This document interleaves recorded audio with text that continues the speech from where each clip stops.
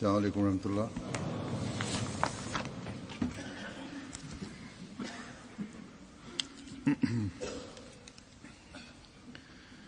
أشهد أن لا إله إلا الله وحده لا شريك له وأشهد أن محمدا عبده ورسوله أما بعد فأعوذ بالله من الشيطان الرجيم بسم الله الرحمن الرحيم الحمد لله رب العالمين الرحمن الرحيم مالك يوم الدين إياك نعبد وإياك نستعين اهدنا الصراط المستقيم صراط الذين أنعمت عليهم غير المغضوب عليهم ولا الضالين. لن تنالوا البر حتى تنفقوا مما تحبون وما تنفقوا من شيء فإن الله به عليم.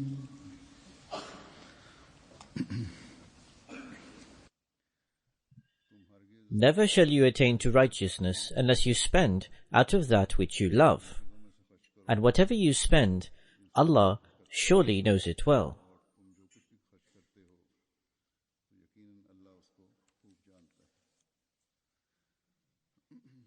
Every mu'min, every believer desires to attain nearness to Allah the Exalted by performing virtues.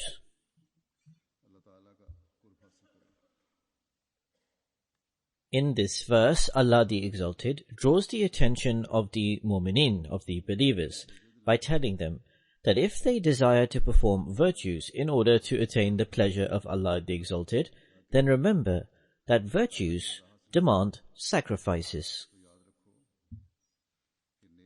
Therefore, make sacrifices to acquire the pleasure of God the Exalted. Sacrifice that thing which you love the most. Sacrifice that which you benefit and yield benefit from. Sacrifice that which is providing you with comfort and convenience. And sacrifice that which may appear to you to be the means of helping the future of your offspring.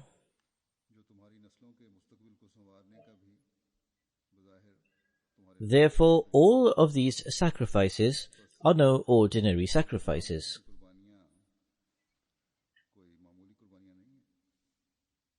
Man has always loved wealth. This has also been mentioned by Allah the Exalted, that gold, silver, animals, property, fields, and orchards are all greatly loved by mankind and are a source of pride for men.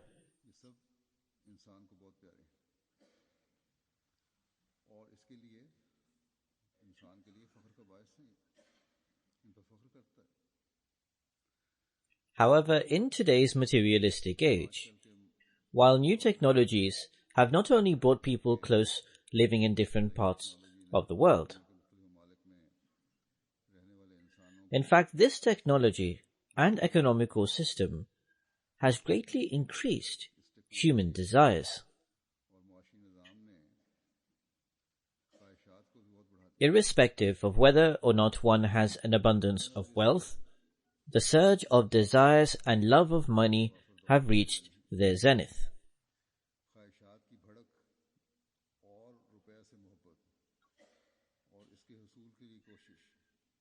And this is because they want to benefit from all of these conveniences and facilities, and they desire to access all leisure things which are available in any of the countries of the world. This has particularly reached extreme proportions in the developed nations. If, God forbid, the circumstances of these countries deteriorate or war breaks out, the state of the people living here will be beyond our imagination. Anyways, this is just a side note.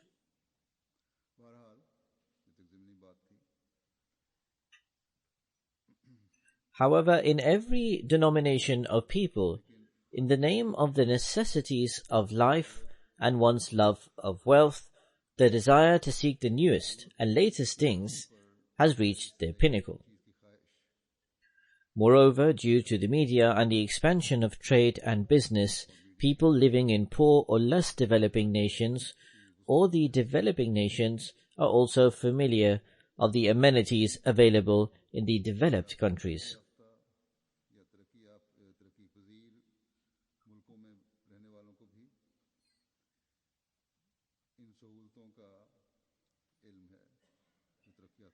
And even in these countries, if not the very poor, then at least the average citizen's desire and preference is to acquire the most novel and original things.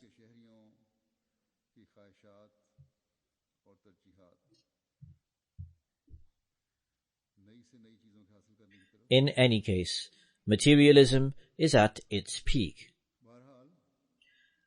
Telling someone in such circumstances to spend from those things which he loves in order to attain virtue and to sacrifice one's desires and conveniences are, for the general worldly individual, stories from old times.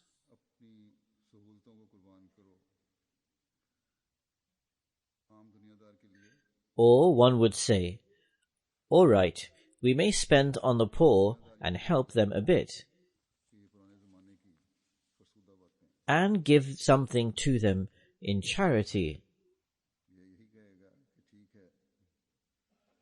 However, to say that one should spend that which we love the most, and to crush our desires, and to sacrifice keeping in mind the desires of other people, or to sacrifice for the sake of religion, is a strange and ludicrous proposition.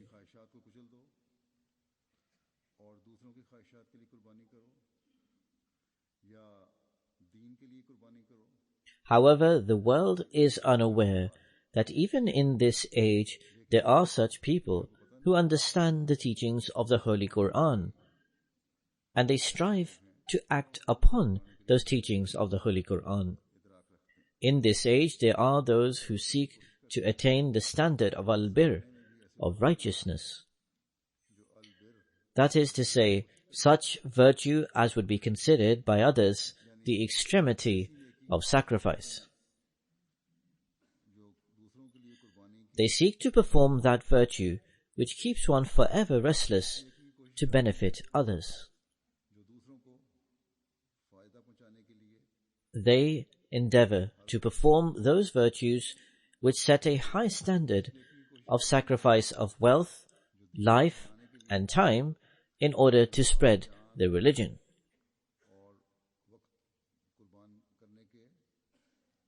They strive to perform those virtues which increases them in obedience, and in order to demonstrate this obedience, they do not consider what they prefer the most.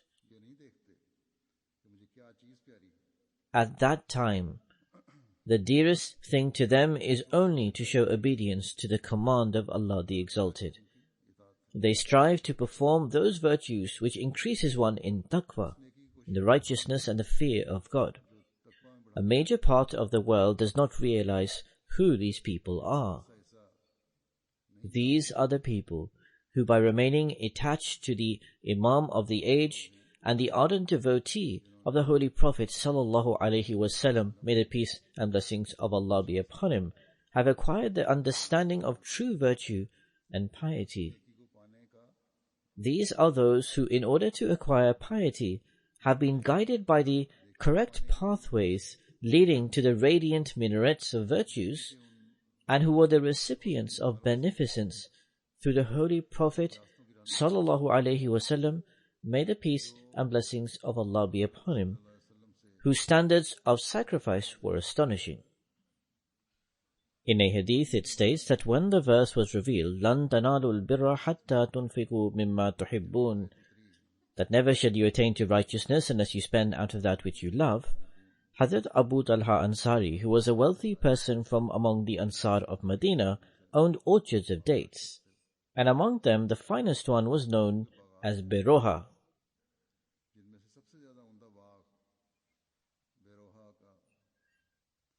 This orchard was very dear to Hazrat Abu Talha and was in very close proximity to the Masjid-i-Nabawi, the Holy Prophet's mosque. Holy Prophet sallallahu alaihi wasallam would also frequent this orchard. In any case, upon the revelation of this verse, Hazrat Abu Talha went to the Holy Prophet, may the peace and blessings of Allah be upon him, and said, "My dearest property is the orchard of Beruha, which I give in the way of Allah the Almighty."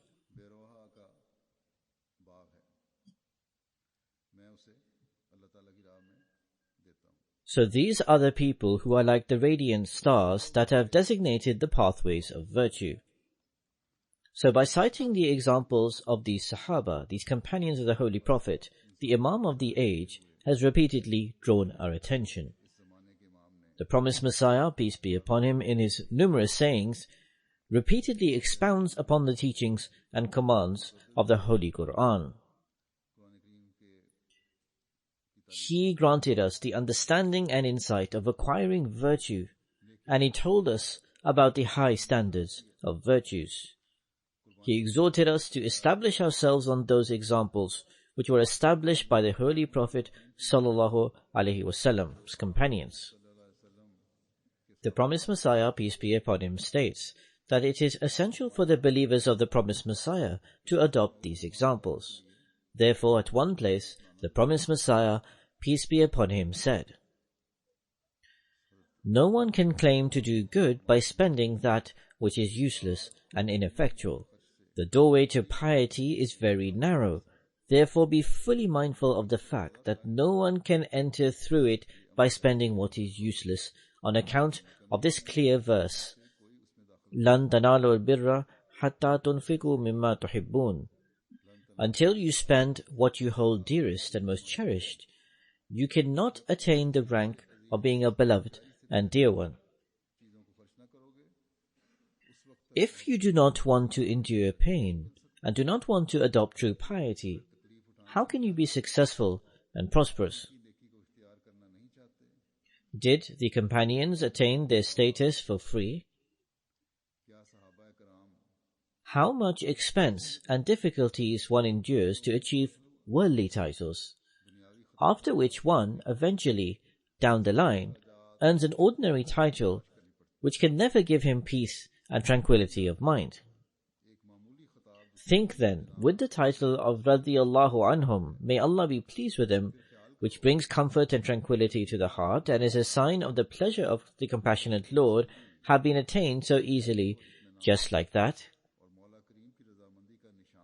The fact is that the pleasure of God the Exalted, which is the source of true happiness, cannot be attained unless temporary pain is endured.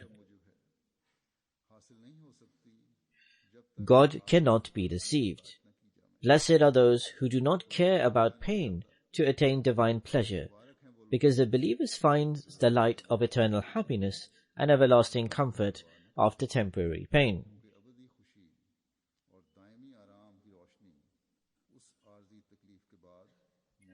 While advising members of the Jamaat, the promised Messiah, peace be upon him, also said in a gathering, "In the world, man has great love for wealth." With reference to this, in the book Ilm Tabir Roya, it states that if anyone sees in a dream that he takes his liver out and gives it to someone, it infers wealth. It is for this reason that it states with regards to attaining true righteousness and attaining faith, لَن تَنَالُوا الْبِرَّ حَتَّى تُنْفِقُوا مِمَّا تُحِبُّونَ. Never shall you attain to righteousness unless you spend out of that which you love.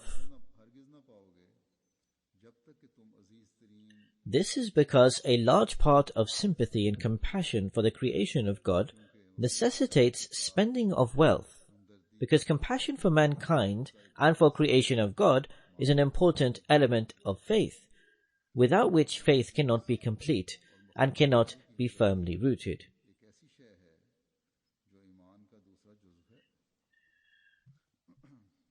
How can man be of any benefit to another unless one makes sacrifice? For sacrifice is essential to be of benefit to others and to show them sympathy. The verse, لَن تَنَالُوا الْبِرَّ حَتَّى تُنْفِقُوا مِمَّا تُحِبُّونَ, teaches and guides to making these very sacrifices. Thus, spending of wealth in the way of Allah the Exalted is a standard and benchmark of righteousness. The standard and benchmark of devotion to God in the life of Hazrat Abu Bakr, may Allah be pleased with him, was that when the Holy Prophet ﷺ mentioned a need, he brought all that was in his home to give.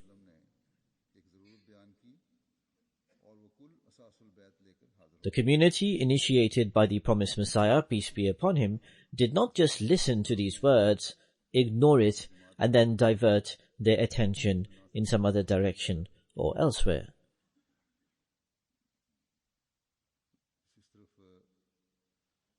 Rather, they actually established the standards of sacrifice. The promised Messiah, peace be upon him himself, has made mention of this in many places, in numerous gatherings and assemblies. On one occasion, in view of the standard of sacrifice in the Jamaat, he said, I see hundreds of people who are part of our Jamaat or community who can scarcely afford to clothe themselves. They barely have one sheet of garment available to them. They do not have any property.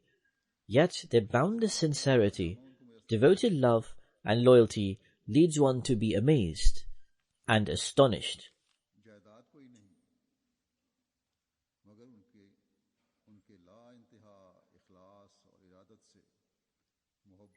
The promised Messiah, peace be upon him, said on another occasion, the progress and change found in our Jamaat cannot be found in any other community throughout the age. Thus, this status was acquired by those who directly benefited from the promised Messiah and gained the certification of his pleasure. But did this sincerity and loyalty diminish with the passage of time? Most certainly it did not. As I said earlier, even today there are men, women, and children in the Jamaat of the promised Messiah, peace be upon him, who excel in sincerity and loyalty. This is not the case among a few or in some specific places in the world. Rather, Ahmadis who possess the correct understanding of the verse of the Holy Quran, لَن تَنَالُوا الْبِرَّ حَتَّى تُنْفِقُوا مِمَّا تُحِبُّونَ, they are spread all through different nations of the world.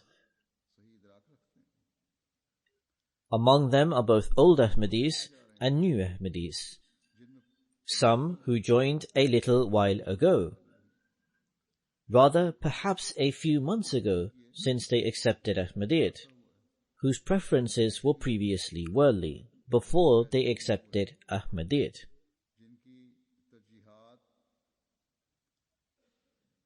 But they are now ready to sacrifice their dearest wealth, and are ready to sacrifice all what they hold dear for the sake of faith.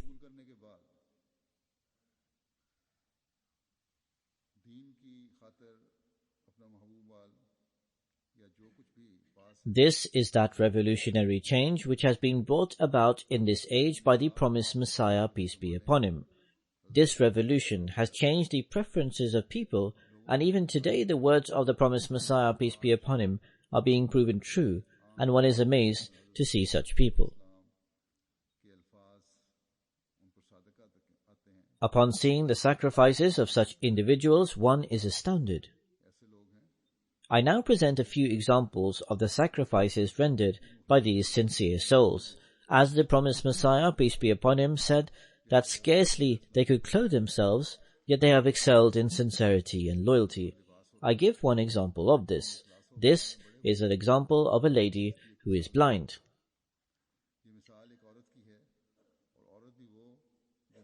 Our missionary from Sierra Leone writes that there is a Jamaat here, Mambaru, where a blind woman lives. She has written down 2,000 Leon as a promise for Tariq-e-Jadid. When they went to her to collect the money, she said that she was worried about how she was going to pay up her promise because her means of income were limited due to her blindness, and therefore would not be able to make the payment.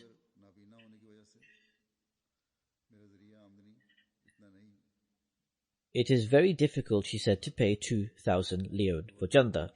However, she said that since she had made a promise, therefore she would pay it.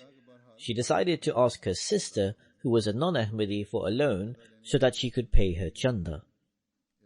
However, the sister refused because owing to her blindness she had limited means and therefore was not certain whether she would be able to actually pay her back. Upon this, the blind lady became very worried and told the secretary of Tehreek-e-Jadid, who had come for the collection, to come later on. She became engaged in prayer, and in this instance a stranger came to the village and passed by her while she was sat outside her house. She called out for the person and told him that she has a cloth which she ties around her head and he can buy it from her for 2,000 Leon, though the cloth was said to be worth between 10 and 15,000 Leon. The person was surprised and inquired why she was selling it so cheaply. She replied that she had to pay her Tehreek-e-Jadid, and at present she does not have the money. The stranger purchased the cloth and gave her 2,000 Leon. However, he was a very noble man, and so he returned the cloth and said that he was giving it to her to keep. Thus, an illiterate and blind woman living far away in Africa, yet this is the level of her devotion. Indeed, this devotion can only come about through God the Almighty. I will now present a few more accounts.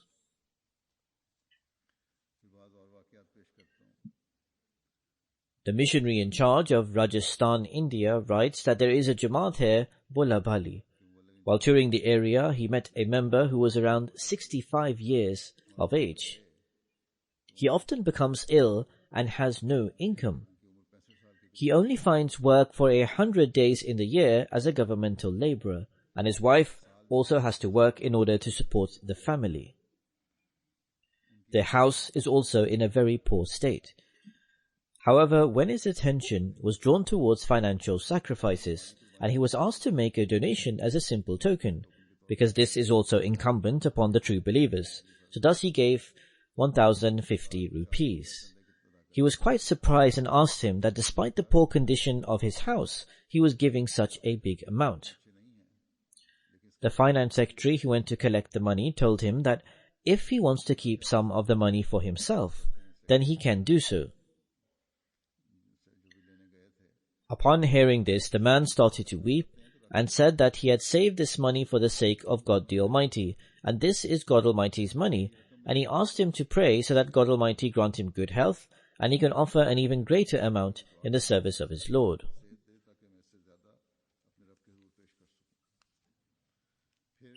Another account of a sincere individual who had progressed so much in loyalty and devotion, and one that is truly an eye-opener for the wealthy. Amir Sahib of Benin writes that the president of the Cotonou Jamaat sent him a list of all those who had promised to make a contribution towards Tehreek-e-Jadid. Among them was a name of a member who had been an Ahmadi for a very long time. When he was reminded of his contribution, he came the next day to the mission house and said, have you ever seen anyone who has not eaten for a whole week? My state of poverty is such that I have been crying all night because I have to pay my Tehreek-e-Jadid. However, I have no money. Perhaps God the Almighty is putting me through a trial. After this, he gave a small contribution towards Tehreek-e-Jadid and said that at present this is all he had. He probably had loaned that money from somewhere, but he didn't use it to alleviate his hunger. Instead, he paid it towards charity. The gentleman who went to collect the money says that rather than taking from him charity, he in fact gave him some money in order to help him because of his dire state. When he gave him the money, he immediately returned 10 francifa from it, saying that this is Chanda Am, obligatory Chanda, which he was in arrears, and that he would use that money to pay his Chanda Am. So such is a devotion and loyalty. Just as the promised Messiah, peace be upon him, mentioned that they hardly have any clothes to cover their bodies, but they have excelled in their sincerity. The Deputy Wakilul Mal in Qadian writes that Jamaat Ahmadiyya, Kodiatur, or whatever the place is, spoke about the importance of Tehreek-e-Jadid in a Friday sermon in a Khutbah Jummah somewhere in India. They also spoke of the sacrifices of those sincere individuals who emphatically responded to the call of Hadrat Muslih Maud, peace be upon him. After the Friday prayer, the Sadr Lajna of that Jamaat went home and took off one of her weighty gold bangles and offered it in Tehreek-e-Jadid. By the grace of God the Almighty, there are countless examples everywhere of women who have offered their jewelry in order to fulfill the needs of religion. Ahmadi women belonging to different parts of the world all share this spirit of sacrificing their desirable items of jewelry in the cause of faith. Today, this is the hallmark of only Ahmadi women. Germany's National Secretary for Tehreek-e-Jadid writes that a seminar was organized there in the Hanau Jamaat regarding Tehreek-e-Jadid. As soon as the seminar was over, one of the members came to the Tehreek-e-Jadid office with his wife's jewelry. He said that they were on their way home from the seminar, and he told his wife they had written his promise for Tehreek-e-Jadid and asked her whether she had also promised to give anything. She replied that she had made her contribution according to the verses of the Holy Quran, لَن تَنَالُوا الْبِرَّ حَتَّى تُنْفِقُوا مِمَّا تُحِبُّونَ. And so she said she had given her wedding jewelry towards Tehreek-e-Jadid.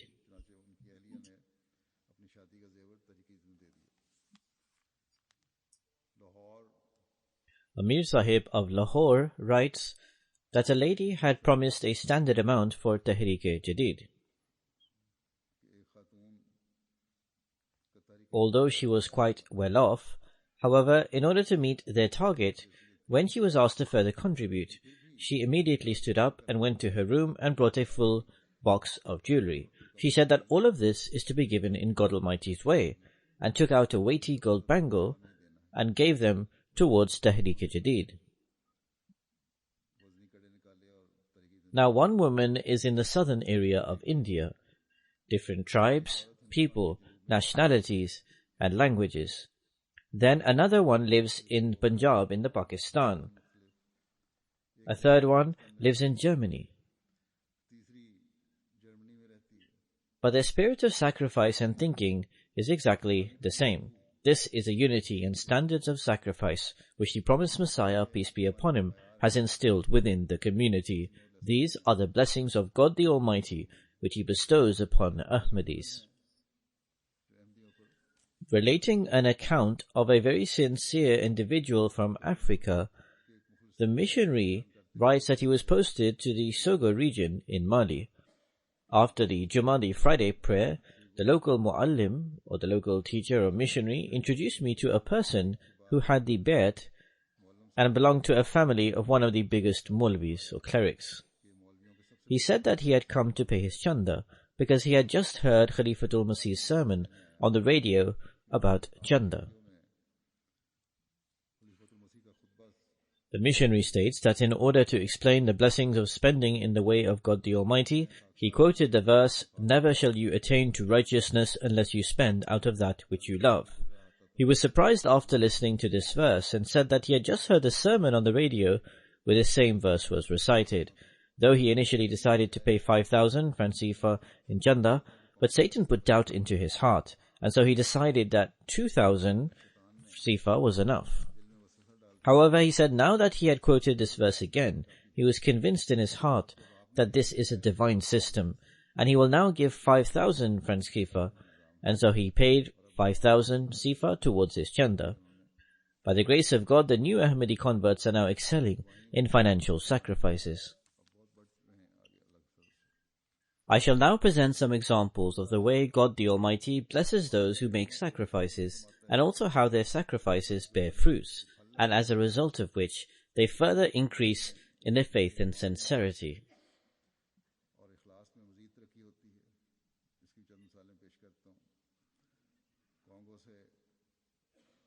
Ibrahim Sahib from Congo says, "I am a landowner and do farming. Initially I used to give very little Chanda. However, ever since I have started to pay Chanda, my crops yield much more produce. The significance of Chanda has become apparent to me, and I have now regularly started to pay my Chanda. As a result, my life has completely changed." Another lady from Congo, Mariam Sahiba, says, "I also do farming, and I have started to pay my Chanda after every harvest. My experience is that after paying the Chanda, my income doubles." The missionary from Congo writes that there is an Ahmadi, Ahmed Sahib, who is encouraged to pay Chanda. He wrote a promise of 2,000 francs CFA for Tahrik-e-Jadid, even though he was unemployed at the time. However, a week after writing his promise, he found a job, and currently he is working as a manager in his field. He regularly pays his Chanda and says that this is all because of the blessings of Chanda. The Deputy Wakil al-Mal of Qadian writes that a person from a Jamaat in Kerala, Pataraparim, phoned him and said that in the sermon he heard me announce the new Tahrik-e-Jadid year, and also relating the accounts of very sincere people in Africa who, despite being poor, passionately took part in Tahrik-e-Jadid.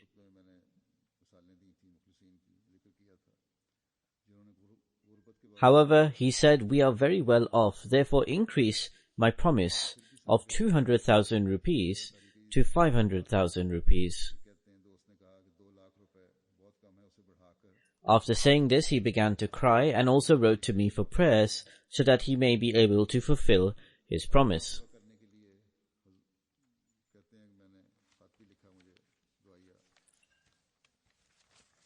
The Deputy Wakil al-Mal says that after some time while touring the district of Kerala, he met this individual and he had fully paid his Chanda. He also said that as soon as he increased his promise for Tahrik-e-Jadid, God Almighty blessed his work immensely, and he has so much wealth now that it is difficult to manage.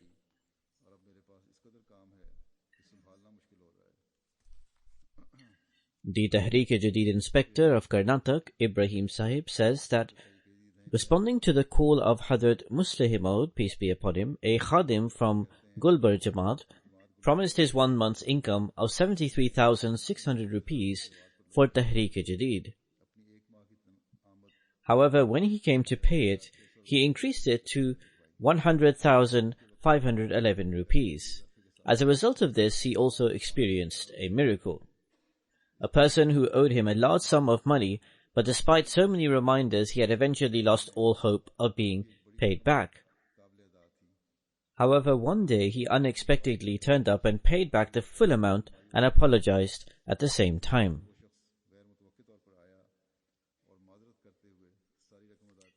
Indeed, God Almighty strengthens people's faith because of their financial sacrifices. Such instances are found all over the world. A new Ahmadi from Uzbekistan, Wahid Wuk Sahib, said that he has been living in Moscow for a very long time and has always had an idea of how much his general income would be at the end of the year. However, since he has done the Bay'at, the oath of allegiance, this year and started to pay his chanda, his income has increased exponentially. He has never earned so much in the last 13 years as he has this year. He has firm belief that this is due to the blessings of spending in the way of God the Almighty. The missionary from a region in Burkina Faso writes that a member of the Jamaat from the village, Tabgoki, went to a local mu'allim, a missionary or teacher, and said that he wished to perform the Hajj, the pilgrimage, but he did not have the resources. The mu'allim replied that he should become regular in offering his chanda, and God Almighty himself would improve his financial state and provide the means for him to travel for Hajj. After this, he started to pay his chanda regularly. After a while, he came to the mu'allim and said that God the Almighty has fulfilled his wish and has provided the means for him to perform the Hajj. He expressed that this had all happened due to the blessings of chanda. He has now returned from his Hajj and is regular in his chanda.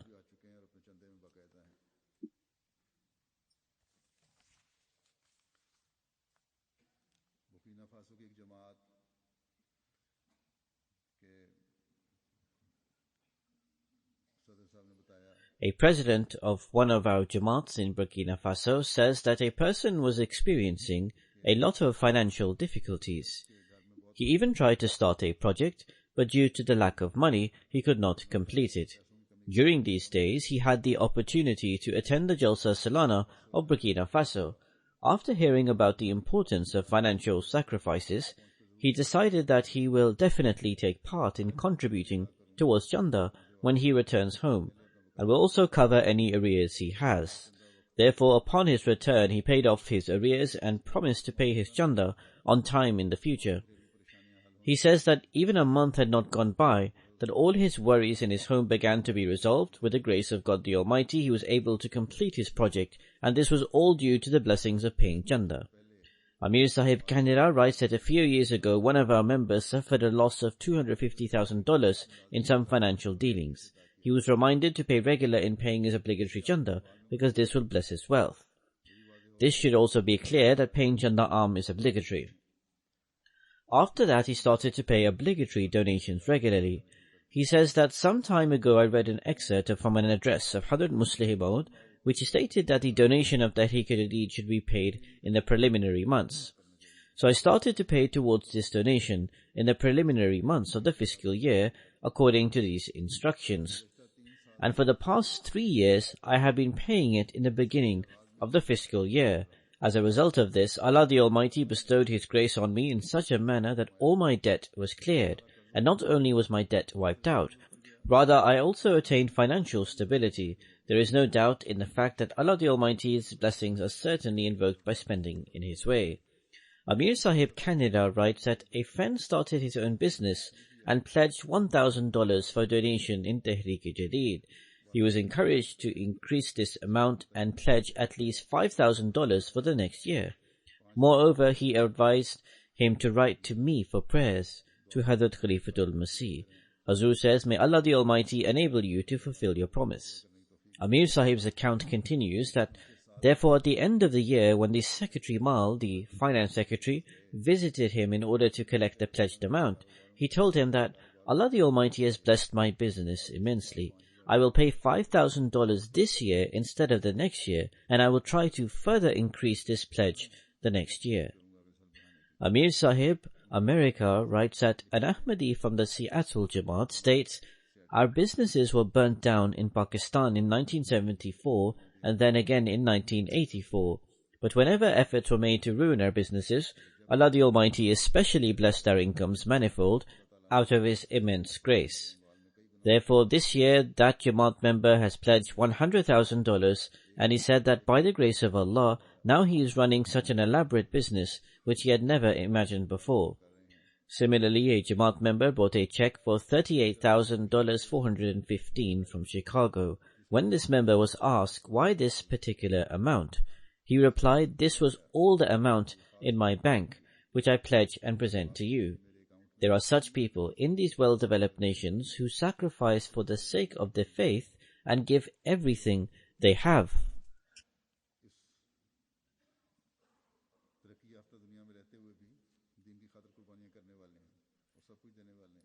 New Ahmadis are also progressing in sincerity and loyalty. There is an Arab Ahmadi who took the Bay'at, the oath of allegiance, in November 2011. His wife took the oath of allegiance just last year.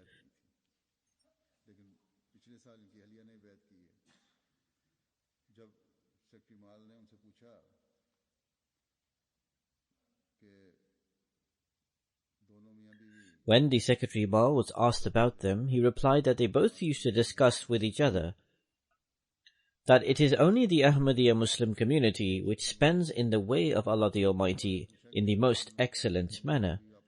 Therefore, they said, we should spend in the way of Allah only through this Jamaat. By the grace of Allah, now his wife, who was not an Ahmadi before, took the oath of allegiance and entered the community.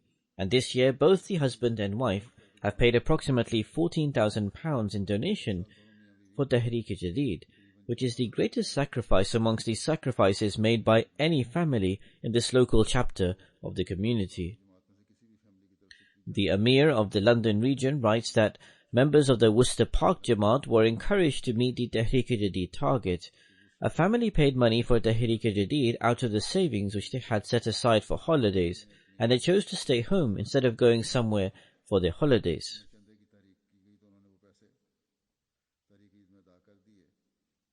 There are countless incidents of financial sacrifice made by men, women, and children which come to light. In this day and age, as I said, the preferences in the world are towards worldly pleasures and luxuries. However, Ahmadis sacrifice for the sake of Allah the Almighty's pleasure. A missionary from the Iganga region in Uganda writes, we encouraged a member from Bosu Jamaat to fulfill his pledge for Tehreek-e-Jadid. He did not have anything in his house other than a rooster, the value of which was equal to his pledge amount. He presented it to us and said, I don't have anything else at the moment as a donation. Student tuition for my children has yet to be paid, but I will take care of that later. But first you should accept this donation from my family and myself. National Secretary Tehreek-e-Jadid USA writes, an 11-year-old boy was saving money to purchase a video game. Usually at this age, kids are very fond of video games, and other than video games, they don't value anything else.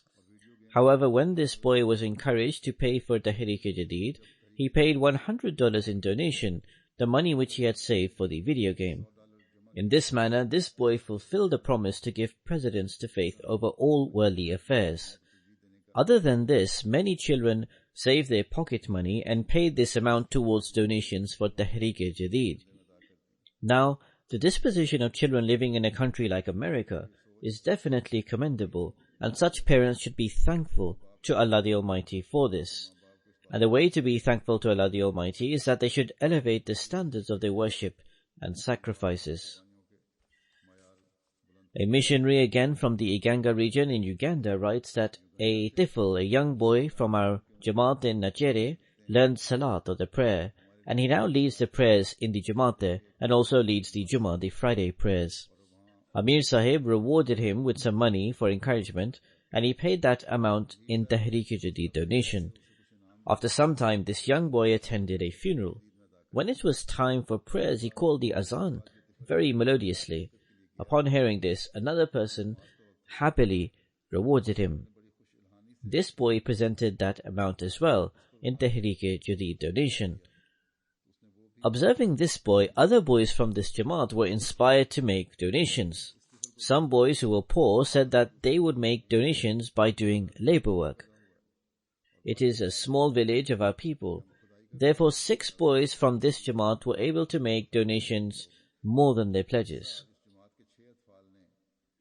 Hence, Allah the Almighty is granting such sincere people to the promised Messiah, peace be upon him, who understand the spirit of sacrifice and are from every corner of the world.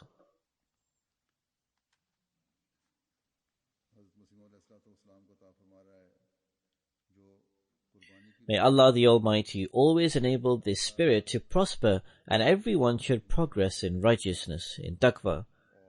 At this time, I will announce the new year of Tehreek-e-Jadid and present a brief summary report of last year's Tehreek-e-Jadid donations.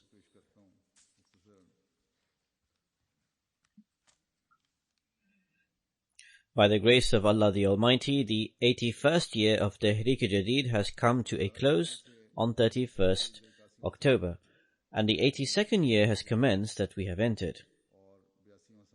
According to the reports which have been received thus far, the total collection for Tehreek-e-Jadid is 9,217,800. Alhamdulillah, all praise belongs to Allah. This collection is £747,000 greater than last year's collection. Despite the deteriorating conditions in Pakistan, by the grace of Allah the Almighty, the standards of sacrifice are persistent, which they have set, and they are ranked first. After this, amongst the countries outside of Pakistan, Germany is first. By the grace of Allah, the spirit of offering financial sacrifice in Germany is elevated. They are offering sacrifices in regards to construction of mosques, and they are vying with each other in offering sacrifice. And they are trying, and they write restlessly that please pray that the construction of our mosques are finished soon, and they are ready to offer any sacrifice for this purpose. At the same time, they are participating in all the other financial sacrifices equally and in totality. May Allah the Almighty reward them. The UK is ranked 2nd, USA is ranked 3rd, Canada is ranked 4th, Australia is ranked 5th, India is ranked 6th, a Middle Eastern Jamaat is ranked 7th, Indonesia is ranked 8th, then again another Jamaat from the Middle East is ranked 9th, Ghana is ranked 10th, Ghana has risen to the top from far down the list, and Switzerland, which was ranked 10th, is now ranked 11th. This year, Ghana has collected the most amount from the members, or they have paid the most donations based on the local currency.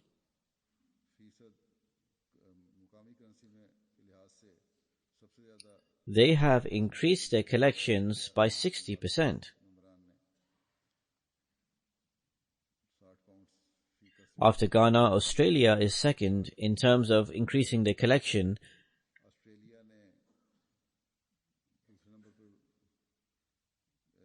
And then there are Arab nations, then Canada, and then other countries. In terms of donations made per head, apart from 2 Arab countries which were the most prominent in this regard, Switzerland is ranked first. In the past, Switzerland used to be ranked first, but now the spirit of sacrifice in Arab countries is continuously progressing immensely. In terms of sacrifice per head, America is ranked number 4, Australia is ranked number 5, UK is ranked 6, Germany is ranked number 7. Norway is also progressing and it is ranked number 9. Then among small Jamaats, Singapore, Finland, Japan, and 4 Jamaats of the Middle East are worthy of mentions. Amongst the African countries, the most prominent donations were collected in Ghana, Nigeria, Mauritius, Burkina Faso, Tanzania, Gambia, and Benin.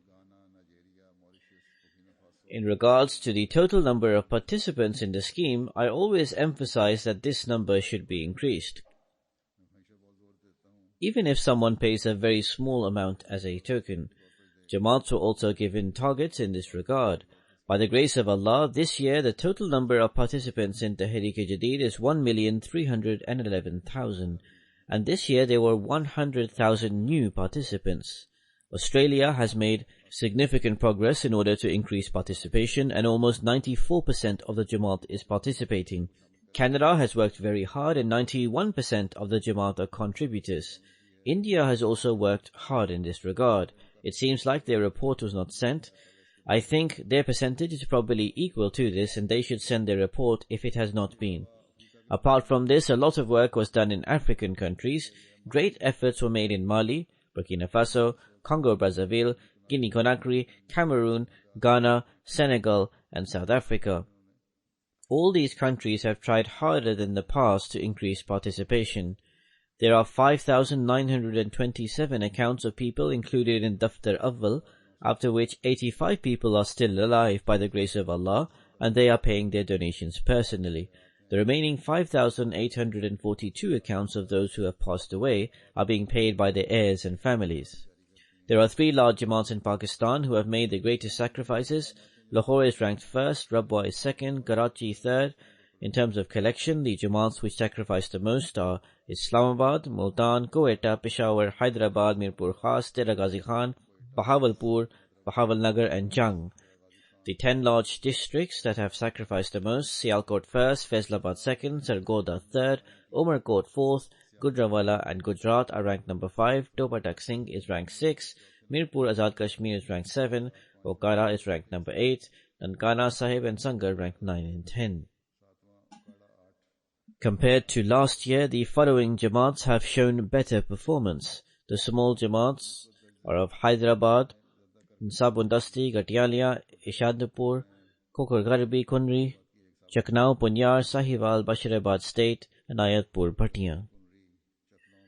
The top 10 Jamaats from Germany: Neuss, Wördermark, Floresheim, Cologne, Nida Mahdiabad, Neusenberg, Freiburg, Dreieich, and Koblenz.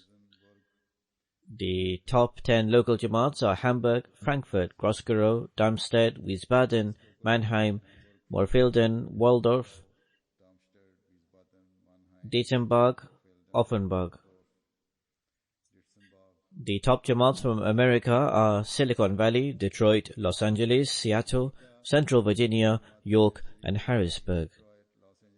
The first 5 regions in the UK are London A, London B, Midlands, North East, and South.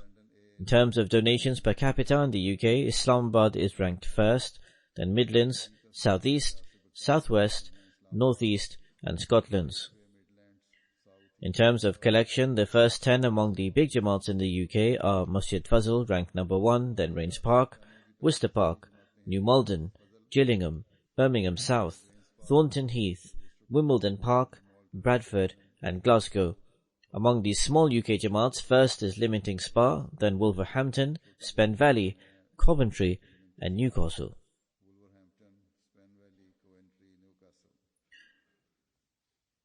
In terms of payments, the small UK Jamaats are Devon and Cornwall, Leamington Spa, Spen Valley, Swansea, and Wolverhampton.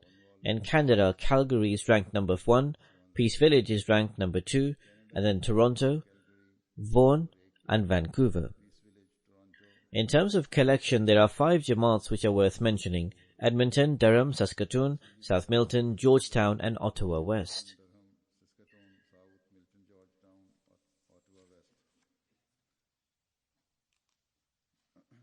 The top 10 Jamaats in Australia are Castle Hill, Melbourne South, Brisbane Logan, Brisbane South, Canberra, Australian Capital Territory, Canberra, Adelaide South, Lambton, Blacktown, Mount Druitt, Marsden Park.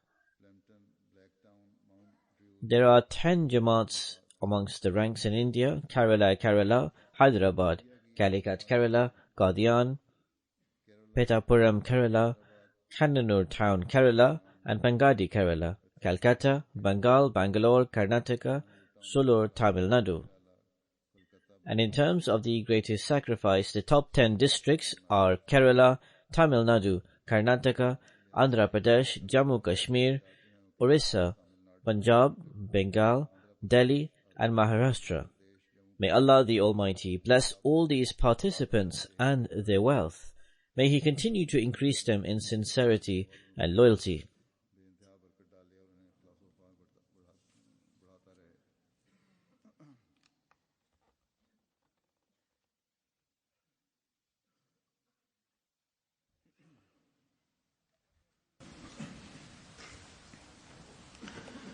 Alhamdulillah, nahmaduhu wa nasta'inuhu wa nastaghfiruh wa nu'minu bihi wa natawakkalu alayh ونعوذ بالله من شرور أنفسنا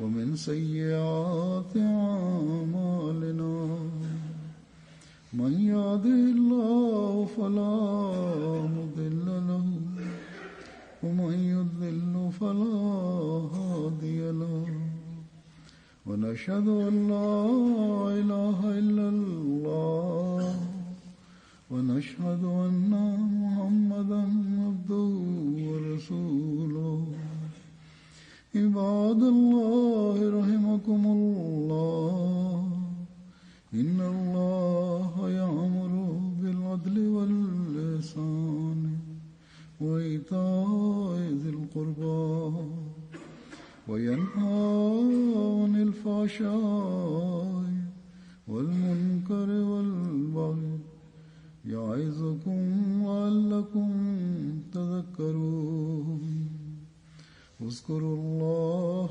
يذكركم وادعوه يستجب لكم ولذكر الله